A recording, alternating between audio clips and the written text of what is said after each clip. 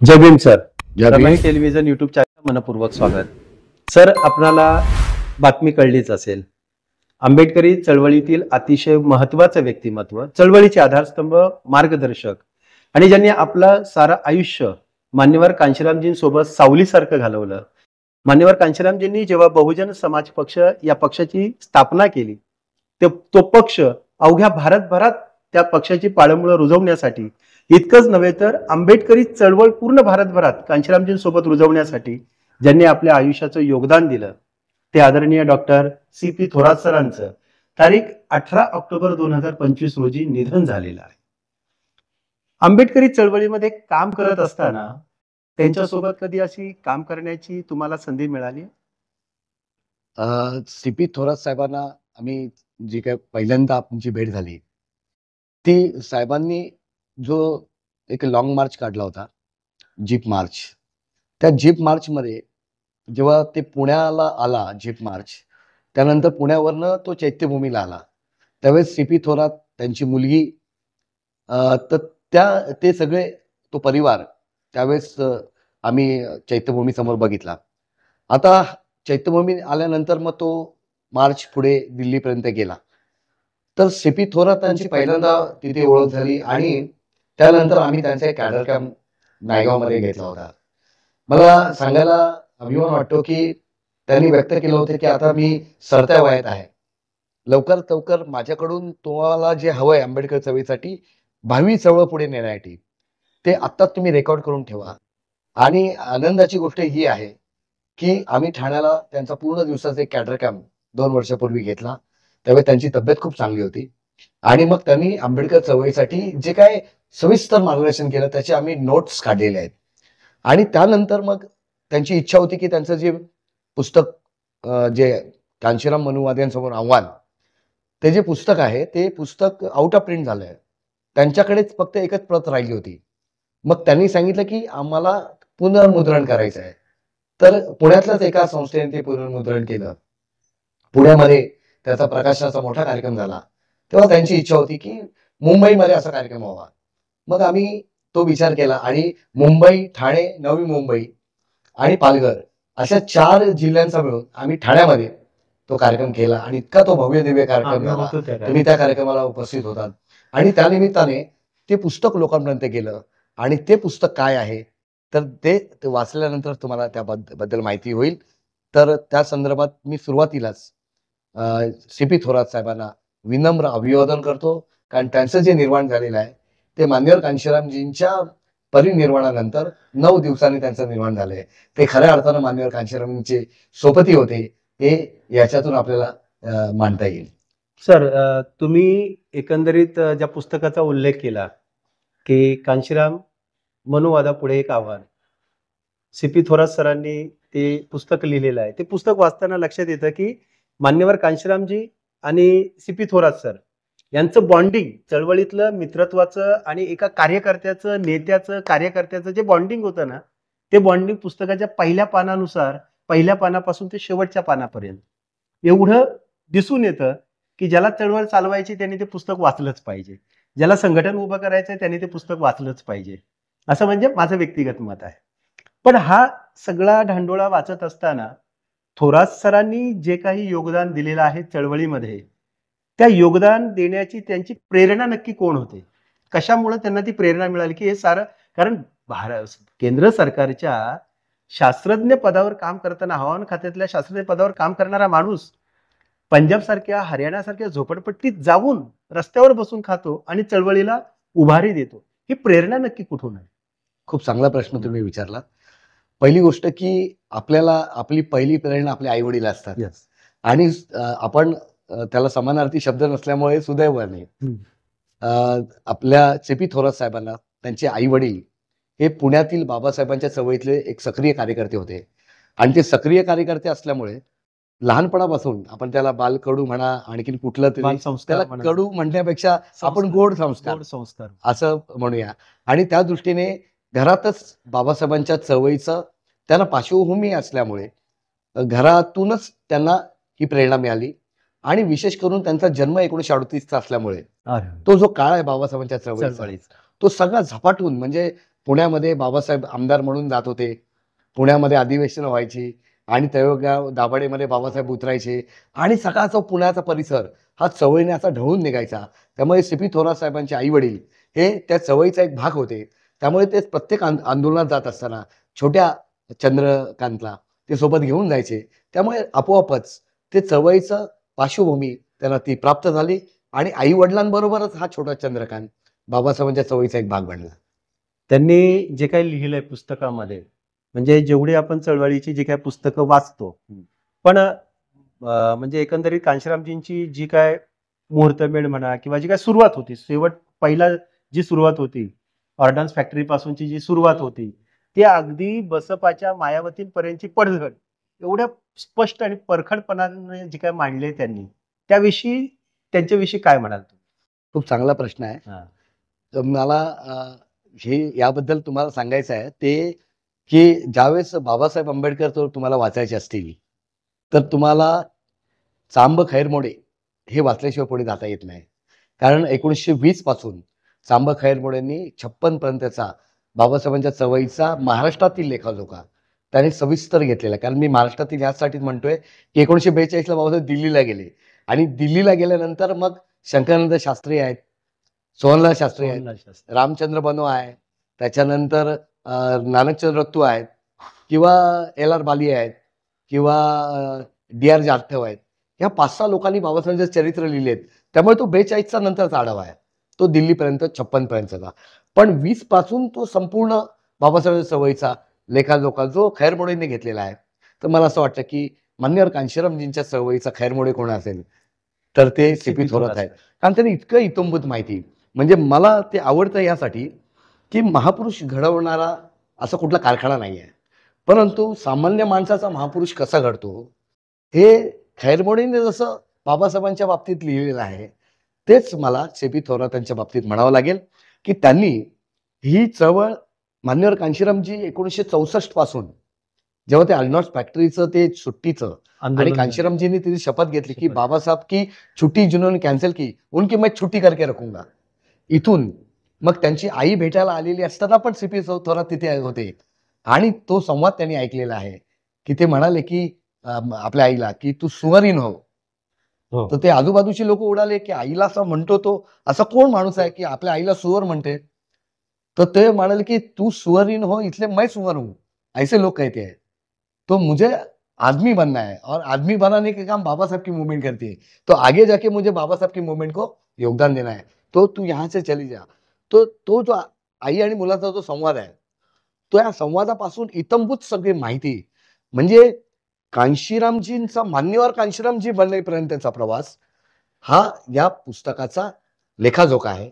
आणि या पुस्तकात आलेले जे प्रसंग आहेत ते जिवंत प्रसंग आहेत. तो आखोदिकी आहे सी पी थोरातांचं. काटा अंगावर उभा राहतो, काटा अंगावरती उभा राहतो. आणि मग तो मान्यवर कांशीरामजींचा त्याग, त्यांच्या त्या समकालीन कार्यकर्त्यांचा त्याग आणि विशेष म्हणजे जे 25 लोकांनी बामसेफची जी निर्मिती केली त्या 25 पैकी एक हे डॉक्टर सी पी थोरात होते. ते बामसेफचे संस्थापक सदस्यांपैकी एक आहेत आणि आतापर्यंत जिवंत असलेल्यांपैकी जे आता काहीच लोक जिवंत आहेत त्यापैकी एक डॉक्टर सी पी थोरात होते. त्या पुस्तकात एक त्यांनी महाराष्ट्राच्या मोठ्या नेत्याच्या म्हणजे शरद पवारांवरचं एक लाईन मध्ये अधोरेखित केलंय की नरसिंहराव प्रधानमंत्री होते आणि ती युतीची बोलणी करायला शरद पवार तिथे गेलेले होते. आणि त्यावेळेला पवार साहेबांनी त्यांना विचारलं की आपको कितनी सीट चाहिए. त्यावेळेला मान्यवर कांशीरामजी त्यांना म्हणतात की आप महाराष्ट्र से आए. ह्या एका वाक्यात, गर्भित वाक्यात तुम्ही काय म्हणाल ह्या आजच्या राजकीय चळवळीला पकडून? सी पी थोरातांनी तो किस्सा लिहिलाय, परंतु मी मान्यवर कांशीरामजींच्या तोंडून मी ऐकलेला आहे. तर कांशीरामजी जे काही म्हणाले की महाराष्ट्र से शरद पवार जो पीवी नरसिंहराव का दूत बनके मेरे पास आया था और मुझे वो फाइल हाथ में लेकर यूपी में बसपा कितनी सीट लड़ना चाहती है बसपा. तो मान्यवर कांशीराम जी बोले तू कहाँ की बात कर रहे हैं, तू महाराष्ट्र की बात कर रहे है या यूपी की बात कर रहे है. ये यूपी है और तेरे बॉस से मेरी बात हुई है एग्जैक्ट. तो मैं कितना सीट लड़ना चाहता हूँ मैंने बॉस से बात की है, तू बॉस के को जाके पूछ. तो अशा रीतीने जो शरद पवार जे महाराष्ट्रातलं एक उत्तुंग नेतृत्व म्हणून ओळखलं जातं, की महाराष्ट्राचं राजकारण फिरवण्याची ताकद ज्या शरद पवारमध्ये आहे, त्या शरद पवारांना आपली पायरी दाखवण्याचं काम कांशीराम मान्यवर कांशीरामजींनी केलं, की मराठा जो ताठा आहे तो महाराष्ट्रात तुझा चालेल, इथे नाही. तो उत्तर भारतात चालणार नाही, कारण उत्तर भारतात मात्र आम्ही किंग आहोत आणि आम्ही तर किंग आहोत, तर तू ज्याचा पायरीने म्हणून आहे. त्याच्याकडे तू काम करतोयस, तर त्या बॉसशी माझं बोलणं झालेलं आहे. झाले. त्यामुळे तू त्याच्याशी बोलून माझ्याशी बोल, कारण हे युपी आहे असं त्यांनी सांगितलं. हा जो स्वाभिमान आणि बाणेदारपणा आहे, रिपाई चळवळीचे संदर्भ बी खूप Yes. पुस्तकात दिलेले हो, आहेत हो. थोरात सरांनी. हो. आणि खरं पाहता केवळ राजकारणातच नाही, कांशीराम जोशींसोबत काम करत असताना किंवा त्यापूर्वी म्हणा, थोरात सरांनी भारतीय बौद्ध महासभा आणि त्रैलोक्य सहाय्यक गणामध्ये सुद्धा धार्मिक संस्थेत काम केलं. मला वाटतं त्या भारतीय बौद्ध महासभेचे ते सरचिटणीस की काहीतरी होते, हो, पदाधिकारी होते. काय त्याविषयी काय माहिती आहे तुम्हाला? भैयासाहेब आंबेडकरांबरोबर त्यांनी त्या काळात काम केलेलं आहे आणि त्याचबरोबर संघरक्षितांबरोबर त्यांनी काम बनते केलेलं आहे. संघ. आणि बनते संघरक्षित पुण्यात जेव्हा यायचे, त्यांचे कार्यक्रम आयोजन करण्याचं काम यांनी केलेलं आहे सीपी थोरातांनी. तर मला त्यांचं एक वेगळेपण असं वाटतंय, की तो बामसेपच्या स्थापनेचा फाउंडेशनचा कालखंड होता आणि त्यावेळेस कांशीरामजी त्यांच्याकडे सायकलने यायचे. सायकलच्या हवा भरायलाही त्यांच्याकडे पैसे नसायचे आणि मग त्यांना घेऊन अधिकाऱ्यांकडे जायचं आणि त्या अधिकाऱ्याकडनं त्यावेळेस चवईला लागणारी रसद गोळा करायची. आणि हे करत असताना बघा, एका बाजूला सामाजिक आंदोलन म्हणून बामसेप, दुसऱ्या बाजूला 14 एप्रिल 1984 साली स्थापन झालेली बहुजन बसपा. समाज पार्टी नावाची एक राजकीय पार्टी आणि दुसऱ्या बाजूने धार्मिक चळवळ. म्हणजे बाबासाहेबांच्या चळवळीचा सर्वांग जो व्याप आहे, तो व्यापामध्ये सक्रिय सहभाग देणारं हे एकमेव व्यक्तिमत्व मला दिसतंय. आणि नुसतं सहभागच नाहीये, तर ते एका बाजूला शास्त्रज्ञ होते, त्यांना शासकीय पगार होता आणि तो असताना अनेक सुट्ट्या त्यांनी बामसेपचे अधिवेशन, बहुजन समाज पार्टीचे अधिवेशन आणि त्याच्याबरोबर त्यांनी पालीतून MA केल्यामुळे धार्मिकतेचा प्रचार आणि प्रसार हे त्यांनी त्रैलोक्य बौद्ध महासंघ असेल किंवा त्याच्याबरोबर भारतीय बौद्ध महासभा असेल, तर त्या अर्थानं त्याने त्या महाराष्ट्रभर आणि मग कांशीरामच्या माध्यमातून भारतभर त्याने अनेक वेळा UPला जाऊन या गोष्टीचा प्रचार केलेला आहे आणि ते मला अधोरेखित करायचं आहे. आणि कांशीरामजी आणि थोरात सर यांचं अगदी जिव्हाळ्याचं कौटुंबिक नातं. थोरात सरांची मुलगी उत्पलवर्णा ही सुद्धा नंतर काही कालावधीनंतर कांशीरामजी सोबत स्टेजवर भाषणं सुद्धा करायला लागली होती. याविषयी काय माहिती? आता उत्पलवर्णा हे जे नाव आहे ते पाली आहे पाली आहे. आणि ते MA होते MA म्हणून मग पाली. त्यांनी आपलं मुलींचे नाव पाली पद्धतीनेच ठेवलेले आहे. उत्पलवर्णा कडे एक स्पार्क होता आणि थोडंसं महाराष्ट्रातील राजकारणामुळे त्यांना उत्पलवर्णाला महाराष्ट्राची मायावती बनवण्याचं जे त्यांचं स्वप्न होतं ते अर्धवट राहिलं, कारण महाराष्ट्रातील अंतर्गत राजकारणामुळे ते उत्पलवर्णा त्याची बळी ठरली असेल. परंतु तिच्यामध्ये तो स्पार्क होता. मान्यवर कांशीरामजींच्या अनेक स्टेजवरती तिने भाषणं केलेली आहेत आणि मला असं वाटत होतं की ती पुढे येईल आणि सीपी थोरातांचा तो वारसा चळवळीचा ती पुढे घेऊन जाईल असं वाटत होतं. पण त्यांनी आपल्या कुटुंबातून चळवळीत आणण्याची प्रेरणा जसं त्यांच्या आईवडिलांनी त्यांना दिली होती, ती त्यांनी आपल्या मुलींमध्ये दिलेली आपल्याला पाहायला मिळते. कांशीरामजी जेव्हा खासदार झाले आणि ते संसदेमध्ये आले, संसदेमध्ये आल्यानंतर पहिल्या भाषणामध्ये त्यांनी सांगितलं की मेरी जो मुवमेंट होगी वो बाबा साहब के जाती निर्मूलन किताब की म्हणजे त्या पुस्तकाची अंमलबजावणी करणं हेच माझ्या चळवळीचं उद्देश आहे, उद्देय आहे, असं मान्यवर कांशीरामजी त्या संसदेतल्या पहिल्या भाषणामध्ये सांगतात. आणि ही सगळी अंमलबजावणी करण्याची जी पार्श्वभूमी आहे, जी पेरणी आहे, ती पी थोरात सरांनी केलेली होती त्यांच्यासोबत राहून. ह्या दोन्ही ध्रुवांकडे तुम्ही कसं पाहता? बघा, महाराष्ट्रामध्ये बाबासाहेबांच्या चळवळीचा अभ्यास करणारे, त्याच्यावरती PhD करणारे, त्यांच्यावरती व्याख्याने करणारे अनेक लोक आहेत. पण तो बाबासाहेबांचं एकच पुस्तक वाचून आपल्या जीवनाचं एक ध्येय बनवलं की हे पुस्तक आणि याच्यात दिलेला जो अजेंडा आहे तो माझ्या जीवनाचा अजेंडा बनवून मान्यवर कांशीरामजीने आपल्या चळवळीची रूपरेषा आखली. मग ते बामसेप असेल, त्याच्यानंतर DS4 असेल आणि त्याच्यानंतर BSP असेल. या तिन्ही माध्यमं ही साधनं होती की ते फुलफिल करणं, म्हणजे लॉजिकल एंड पर्यंत ते घेऊन जाणं. आणि म्हणून बहुजन समाज पार्टीच्या माध्यमातून मान्यवर कांशीरामजी 92 साली इटावातून पहिल्यांदा निवडून आले आणि निवडून आल्यानंतर जेव्हा ते पार्लमेंटमध्ये गेले, ते युट्यूबवरती ते भाषण आजही फिरतंय आणि त्या भाषणात ते म्हणाले की अगर आप मुझे बोलना नहीं दे रहे हो तो कोई बात नहीं है, लेकिन जाति निर्मूलन ये मेरे मिशन का एक पार्ट है और जाति निर्मूलन के लिए मेरा जीवन मैंने कुर्बान किया है। तो जाति निर्मूलन, एनिहिलेशन ऑफ कास्ट, तो एनिहिलेशन करना यही मेरा मकसद है। तो ये मकसद बाबा साहब का था और हमारे महापुरुषों का मकसद था। तो वो मकसद पूरा करना यही मेरा जीवन का मकसद है। तो उसके लिए उन्होंने क्या कहा कि हमें उसके लिए रिकंस्ट्रक्शन ऑफ द इंडिया, हमें भारत की पुनर्रचना करनी है, ना कि समरसता। तो हमें पुनर्रचना करनी है। तो पुनर्रचना करने के लिए हमें आगे जाके इस मूवमेंट को पार्लमेंटरी सिस्टम से राजकीय हत्यार म्हणून आपण त्याचा वापर करून आपण हे जाती निर्मूलन लवकर तुम्ही आता एक समरसता शब्द टाकलाय बरोबर आता बोलताना. समरसता शब्दाविषयी थोरात साहेबांनी पुस्तकामध्ये एक चांगलं स्टेटमेंट केलंय. समरसता म्हणजे त्यांना अशी हवी आहे की एका पंक्तीत बसून जेवणं वगैरे सगळं, पण ते समता द्यायला तयार नाहीत. समरसता म्हणजे ते आमचे पालक आम्ही त्यांचे पाल्य, म्हणजे ते आमचे मालक आम्ही त्यांचे कुत्रे. एवढ्या परखडपणाने समरसतेवर सीपी थोरात सरांनी आसूड ओढलेले आहे. त्यांच्या पुस्तकात कांशीराम मनुवादापुढे एक आव्हान या पुस्तकामध्ये ते लिहितात. समरसता आणि बाबासाहेबांना अपेक्षित असलेली समता याचं तुलनात्मक कसं तुम्ही पाहता याकडे? खूप सुंदर उदाहरण आहे सीपी थोरातांनी दिलेलं आहे. आणि एका पंक्तीत बसवणं आणि पंगत उठली की आपापल्या जातीप्रमाणे वागणं, हा जो काय आतापर्यंतचा रीतिरिवाज आलेला आहे तो आपण संत साहित्यापासून आपण बघतोय. संत काळामध्ये म्हणजे सगळे संगतीला असायचे म्हणजे वारीमध्ये, पण पंक्तीला मात्र वेगवेगळ्या ठिकाणी बसवलं जायचं. दलितांच्या जागी बसायचे, सवर्णांच्या जागी. आम्हाला अशी समता नको आहे.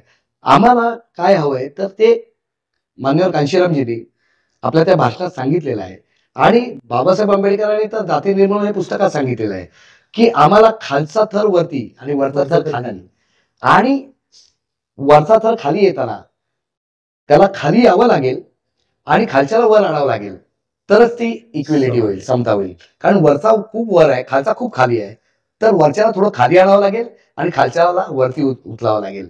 हे उचलण्यासाठी रिझर्वेशन आहे. आणि ज्यावेळेस सगळे एका इक्वल ते येतील तेव्हा मान्यवर कांशीरामजी म्हणाले वो बैसाखी है. तो बैसाखी किस लिए लगती है? जब उठने के लिए. जब हम उठते हैं और दौड़ना चाहते हैं, चलने के लिए बैसाखी ठीक है, उठ के चलने के लिए बैसाखी ठीक है, लेकिन आपको दौड़ना है, प्रगति की राह देखना है, तो बैसाखी ये बेड़िया होती है. तो बैसाखी फेंकनी पड़ती है, फेंकनी चाहिए. इसलिए आगे जाके हमें ये बैसाखी फेंकनी है, लेकिन तब तक नहीं फेंकनी है जब तक ये सामाजिक परिवर्तन और आर्थिक मुक्ति जो हमारा लॉजिकल एंड है, ये वो गोल है जहां तक हम पहुंच नहीं सकते. और पहुंचने का साधन कौन सा है, वाहन कौन सा है? वो वाहन है पॉलिटिकल पॉवर, मास्टर चाबी. हे काशीराम हे जे नाव आहे ते पालीतून आलेलं आहे. आणि म्हणून सीपी थोरात हे आव्हान आहे, मनुवादासमोर आव्हान आहे, हे त्यांनी अधोरेखित केले त्या टायटलमध्ये. त्या पुस्तकामध्ये सरांनी एक अतिशय महत्वाचा मुद्दा मांडलाय जो त्या सगळ्या चळवळीला अतिशय महत्वाचा एक सल्ला दिलाय त्यांनी. ते असं म्हणतात की ज्याचा आपली चळवळ उभी करताना साधन संसाधनं आपलीच असली पाहिजे. जो ज्याचा आसरा घेतो ना तो आपल्याला इशारा पण देतो, आणि कोणाच्या मालकाच्या दिशेने आपली चळवळ चालता कामा नये. म्हणजे थोडक्यात आपण कोणाच्या इशाऱ्यावर चालता कामा नये. एकंदरीत मान्यवर कांशीरामजी म्हणा किंवा त्यांच्यासोबत सावलीसारखे राहणारे सीपी थोरात सर म्हणा, यांनी चळवळ स्वतःच्या साधन संसाधनांची निर्मिती करून सुरू केली. ती चळवळ त्यांच्या काळातली चळवळ आणि आताची आपली चाललेली चळवळ याकडे कसं बघता तुम्ही? मान्यवर कांशीरामजी बोलायचे, संसद चलो अपने पैरों पे चलो, दूसरे का सहारा लेते हैं तो इशारा भी दुसरे काय चुनना होता है. तो ज्यावेळेस मान्यवर कांशीरामजीने ही चळवळ उभी केली तर आपल्याला आधी माहितीच आहे की सीपी थोरात त्यांचे आई वडील बाबासाहेबांच्या चळवळीत होते, तेव्हा तो त्यांचा वारसा होता. तर कांशीरामजी त्यावेळेस बाबासाहेबांच्या लेफ्टनंटना विचारत होते कि बाबा साहब मूवमेंट चलाते थे लेकिन पैसा कहाँ से लाते थे. लेकिन पैसा कहाँ से लाते थे उसका कोई जवाब, आंसर, उत्तर किसी ने उनको नहीं दिया। तो फिर हल मुझे ही ढूंढना चाहिए। तो उन्होंने हल ढूंढा। वो हल कौन सा है? तो अपने बलबूते पर अपनी मूवमेंट को चलाना। तर अपनी मूवमेंट को अपने बलबूते पे चलाना है, तर ती चळवळ स्वाभिमानाची असली पाहिजे, स्वसामर्थ्याची असली पाहिजे आणि ती स्वबळाची असली पाहिजे। स्वबळ म्हणजे काय? तर ज्याची चळवळ आहे त्यानेच आपला एक एक पैसा देऊन ती चळवळ उभी केली पाहिजे। आणि म्हणून मान्यवर कांशीरामजी नेहमी म्हणायचे कि 1,00,000 रुपया देने वाला एक आदमी नहीं, तो एक एक रुपया देने वाला 1,00,000 आदमी मुझे चाहिए। ही जी शिकवण आहे ती बाबासाहेबांच्या चळवळीतूनच त्यांनी ती घेतलेली आहे। तो निचोड आहे, त्यांनी काढलेला निष्कर्ष आहे आणि हे निष्कर्षापर्यंत पोहोचवण्याचं काम, त्यांच्याशी संवाद, त्यांच्याशी सल्लामसलत, त्यांना अनुभव सांगण्याचं काम सीपी थोरातांसारखा त्यांचा एक मित्र, सहजीवन मित्र, सहजीवन तो त्यांच्या सोबत सतत होता आणि तेही पुण्यामध्ये, आणि दोघेही सायंटिस्ट होते आणि सायंटिस्ट लोक नवं इन्व्हेन्शन करतात, नवं शोधतात आणि जणू काही पुणे त्यांनी चळवळीचं केंद्रच बनवलेलं होतं। पुणे तिथे काय उणे? काय होणे? तर पुणे ते पुणे आहे जे फुल्यांचं पुणे आहे, जे फुल्यांनी ब्राह्मणवादाच्या विरोधात शड्डू ठोकला ते पुणे आहे, आणि ज्या पुण्यात बाबासाहेबांनी पुणे करार केला ते पुणे आहे, ज्या पुणे कराराने आमच्या समस्त चळवळीचं नुकसान झालं ते पुणे आहे। त्याच पुण्यात जिथे उणेपणा आमच्या चळवळीला आला त्याच पुण्यातून मान्यवर कांशीरामजीने आपली मुवमेंट उभी केली आणि म्हणून तिथून चमचा युग, चमचा पुणे करारातून चमचा युग, आणि त्या चमचा युगाला ठेचण्यासाठीच पुण्यातून पुणे चळवळ उभी राहिली। आणि पुण्यातच भीमा कोरेगाव आहे, बरोबर, आणि भीमा कोरेगावलाच त्यांना 5 करोड लोकांना धम्मदीक्षा घ्यायची होती, बरोबर आहे? ते त्यांनी आपल्या चळवळीचं प्रेरणा स्तोत्र की जर 500 महार 28,000 सैनिकांना मारू शकतात, कापू शकतात, तर तुम्ही त्यांचे वंशज आहात, त्यामुळे तुम्ही ही सत्ता पण हातात घेऊ शकता। जसं त्यांनी सत्ता पलटवली तशी तुम्ही सत्ता पलटवू शकता, म्हणून भीमा कोरेगाव। थोरात सरांनी आयुष्य घालवलं चळवळीमध्ये, पत्रक कशी वाटायचो हे सगळं त्या पुस्तकामध्ये त्यांनी बिंबवलंय। आणि ते पुस्तक वाचताना, म्हणजे मी सुरुवातीला जसं म्हणालो ना की ज्याला चळवळ चालवायची आहे, ज्याला संघटन उभं करायचं आहे, त्यांनी ते पुस्तक नक्की वाचावं। मायावती मुख्यमंत्री झाल्या त्यावेळेला यांचा रोल काय होता, सीपी थोरात सरांचा? सत्ता आल्यानंतर कांशीरामजींनी त्यांना दिल्लीला बोलवलं होतं, आणि तो जो काळ आहे तो त्यांनी त्यात लिहिलेला आहे, आणि मग त्यांनी कुणाचा मुलाहिजा पण नाही पाहिला, कारण ते कांशीरामजींचे सहकारी होते। त्यांना जो अपेक्षित बामसेपच्या माध्यमातून जे त्यांनी ध्येय आणि स्वप्न पाहिलं होतं ते भाग्यवान आहेत त्या बाबतीत की ते पूर्ण होताना त्यांना पाहायची संधी मिळाली। आणि कांशीरामजींनी त्यांना बोलून घेतलं की यही हमें सपना देखा था, तो वो सपना पूरा होते हुए उन्होंने देखा। जगात फार कमी लोकांना असं भाग्य मिळतं की त्यांनी पाहिलेलं स्वप्न पूर्ण झालेलं। आणि मग ज्यावेळेस बीएसपी सत्ताधारी पार्टी बनल्यानंतर काही सत्तेचे गुण असतात, तसे अवगुणही असतात। जेव्हा गुण होते तेव्हा त्यांनी तारीफही केलेली आहे, पण काही वेळेस अवगुण चिकटलेले आहेत तेव्हा त्यांनी टीका करण्याचंही सोडलेलं नाही। एक बाणेदारपणा, शिरोधार्थ लोकांची नावं सुद्धा लिहिलीत आणि बाणेदारपणा त्यातून दिसतोय। ते खऱ्या अर्थानं कांशीरामजींनी केले आहेत की त्यांनी त्याची कुणाची भिरभाड न ठेवता त्यांनी चुकीला चूक म्हटलंय आणि बरोबरला बरोबर म्हटलेलं आहे। तीच आज भूमिका चळवळीत दिसत नाही, आणि ती आज आवश्यक आहे।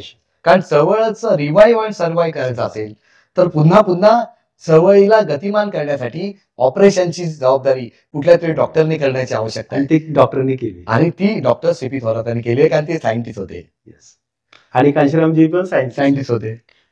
मगाशी आपण चर्चेत म्हणालो, आपण शेवटीकडे जाती निर्मूलनाची चळवळ ही माझ्या जाती निर्मूलन करणं हे माझ्या चळवळीचा अंतिम उद्देश आहे। कांशीरामजी म्हणतात की मी 5 करोड लोकांसोबत बौद्ध धर्माची दीक्षा घेईन, आणि बाबासाहेबांचं हे आहे की माझं धम्मदीक्षेनंतर माझं सर्व आयुष्य मी बौद्ध धर्माच्या चळवळीसाठी समर्पित करेन। म्हणजे ज्यांनी आम्हाला जीवन फुलवलं ते राष्ट्रनिर्माते बाबासाहेब आंबेडकर, त्यांचे हे 2 अनुयायी। बाबासाहेब म्हणतात मी सारा भारत बौद्धमय करेन, मी सारं आयुष्य समर्पित करेन बौद्ध धर्माच्या मिशनरी म्हणून। आणि मान्यवर कांशीरामजी म्हणतात की मी आता 5 करोड लोकांना बौद्ध धर्माची दीक्षा देईन, आणि बुद्धिस्ट रिसर्च सेंटर सुद्धा स्थापन केलेलं होतं त्यांनी। आणि इकडे भारतीय बौद्ध महासभा, त्रैलोक्य साह्यगण आणि एम ए पाली हा सगळा धांडोळा घेऊन हे 2 लोक या कार्याला पुढे निघतात। काय वाटतं सर तुम्हाला? मी दीर्घ श्वास यासाठी घेतला की मान्यवर कांशीरामजी बोलले होते की मेरे सपनों का भारत, सम्राट अशोक का भारत। त्यांचं हे म्हणणं होतं की कुठलाही धर्म जर तुम्हाला वाढवायचा असेल तर त्या धर्माला राजाश्रयाची आवश्यकता आहे, कारण त्याला साधनं लागतात. बुद्धिस्ट किंग राजे होते तेव्हा भारत बौद्धमय होता, आणि ते सातत्याने 3 महान राजांची आठवण करायची आपल्या भाषणामध्ये. त्यातले एक सम्राट अशोक, सम्राट कनिष्क आणि सम्राट हर्षवर्धन, या 3 महान सम्राटांची ते आठवण करायचे. त्यांच्या काळात भारत बौद्धमय होता. आता भारत परत आपल्याला बौद्धमय करायचा असेल तर तुमचा राजा बनावा लागेल. हे साधं समीकरण आहे. म्हणून कांशीरामजींनी आपलं अख्खं जीवन राजा बनण्यासाठी, गुरुकिल्ली मास्टर चावी हातात घेण्यासाठी घालवलं. आणि जेव्हा त्यांच्या लक्षात आलं की आता ती जवळ आलेली आहे आणि ती ध्येयापर्यंत आपण आता पोचलेलो आहोत, कारण या देशामध्ये 1,500च्या आसपास पक्ष आहेत. त्यातले मान्यताप्राप्त पक्ष हे म्हणजे रिजनल मान्यताप्राप्त पक्ष असंख्य आहेत, परंतु 7 पक्ष आज राष्ट्रीय पक्ष आहेत, फक्त 6. त्यातल्या 3रा नंबरचा पक्ष जेव्हा मान्यवर कांशीरामजी बनवला, जेव्हा त्यांनी पार्टीची स्थापना केली तेव्हा 1,500पैकी एक होता. आणि जेव्हा ते म्हणजे अंतिम टप्प्यात आले तेव्हा त्यांनी 3ऱ्या नंबरची पार्टी बनवली होती. आणि ते म्हणाले की येत्या काही वर्षात ही BSP 2ऱ्या आणि 1ल्या नंबरवरती येण्याची शक्यता आहे. म्हणजे आता अंतिम टप्प्यात दृष्टीपथात सत्ता आलेली असताना मान्यवर कांशीरामजींनी बुद्ध पौर्णिमा साजरी करायला सुरुवात केली होती.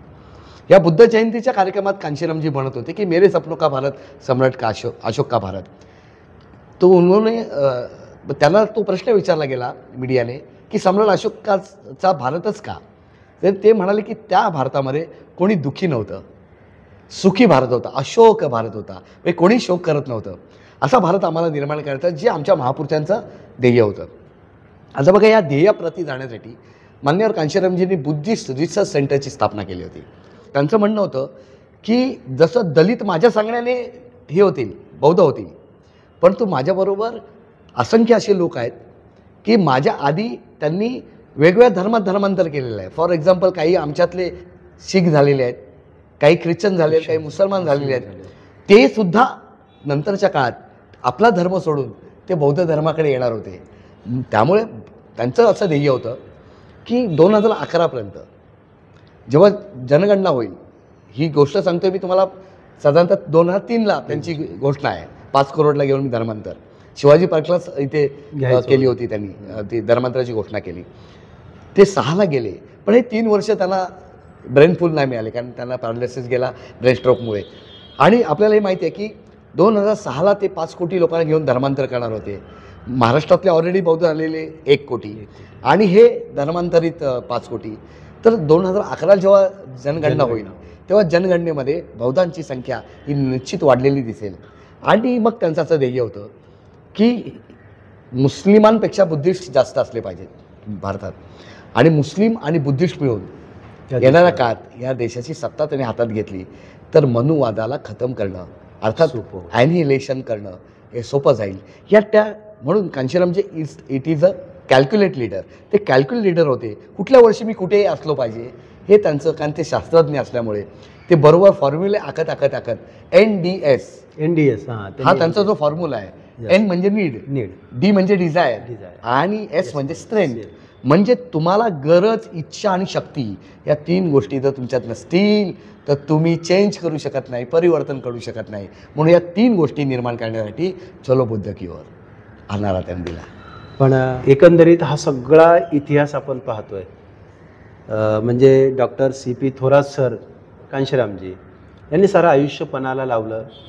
जिथे सूर्यास्त आणि सूर्योदय हा रामाच्या आरतीनं होत होता, पंड्यांची जी नगरी ज्याला म्हटलं गेलं, त्या नगरीमध्ये फुले शाहू आंबेडकरी चळवळ रुजवणं आणि त्या प्रदेशातील सत्ता एकदा दोनदा नव्हे तर 4 वेळा आपल्या हातात घेऊन तिथं आपलं प्रतिबिंब उमटवणं, यासाठी हा सगळा अट्टहास त्यांनी केला. आयुष्याची तमा बाळगली नाही सगळं करत असताना या दोन्ही. पण ती सगळी व्यवस्था उभी राहिली, सगळी फुलं उमलली, बहरली सगळी. पण आज ते वटवृक्ष कोसळताना, कोमेजताना पाहताना ह्या दोघांच्या श्रमाचं जे परिमार्जन झालेलं होतं ते आता दिसतंय का तुम्हाला? श्रम कधी वाया जात नाही. आणि मला हे माहिती आहे की एक काळ असा होता की बुद्धिझम आणि बौद्ध माणूस औषधाला सापडत नव्हता, पण बाबासाहेब आंबेडकर नावाचा एक बोधिसत्व जन्माला आला आणि त्यांनी पुन्हा एकदा धर्मानंद कोसंबींनी म्हटले की बाबासाहब ने जो बौद्ध धर्म का जो खंबा ऐसे गाड़ दिया है की अभी कोई उखाड़ के नहीं फेक सकता. तर मलाही वाटतं की आता सुकलेली पडझड झालेली आहे, पानझड झालेली आहे आणि बोधी वृक्षाची पानं आणि फांद्या सुकल्यासारख्या तुम्हाला वाटत असतील, पण सी.पी. थोरातांनी जे पुस्तक लिहिलेलं आहे कांशीराम मनुवाद्यांसमोर आव्हान, मला नक्कीच वाटतंय की हे पुस्तक वाचून, जसं बाबासाहेबांचं ॲनिलेशन ऑफ कास्ट वाचून मान्यवर कांशीरामजी घडले, तसं हे पुस्तक वाचून नवा कांशीराम घडेल आणि हा नवा कांशीराम पुन्हा एकदा मनुवादासमोर आव्हान ठरेल असं मला सी.पी. थोरातांना विनम्र अभिवादन करताना वाटतंय. आणि हेच पुस्तक येणारी पालवी फुलवण्याशिवाय राहणार नाही आणि नवं आव्हान उभं केल्याशिवाय राहणार नाही असं मला वाटतंय. पुन्हा एकदा त्यांच्या 87व्या वर्षानंतर त्यांचं जे निर्माण झालेलं आहे त्या निर्माणाला मी माझ्याकडून आणि सिद्धार्थ महाविद्यालयाकडून विनम्र अभिवादन करतो. मित्रांनो, हे होते प्राध्यापक विजय मोहिते सर. सरांनी डॉक्टर सी.पी. थोरात सरांच्या आणि मान्यवर कांशीरामजींच्या एकंदरीत चळवळीत केलेल्या कामाचा धांडोळा सगळा आपल्यासमोर वाढला. त्यांनी जे काय कष्ट केलेत, ही आंबेडकरी चळवळ, मानवतावादाची चळवळ उत्तर प्रदेशसारख्या ठिकाणी रुजवण्यासाठी नव्हे तर साऱ्या भारतात ती चळवळ रुजवण्यासाठी या दोन शास्त्रज्ञांनी चळवळीसाठी काय मेहनत केली, आपल्या आयुष्याची तमा, जीवाची तमा न करता किती कष्ट सोसले, याचा आपल्या वेळेनुसार त्यांनी ते विश्लेषण केलेलं आहे. Doctor CP. थोरात सरांना रमाई टेलिव्हिजनच्या वतीनं आदरांजली अर्पण करतो.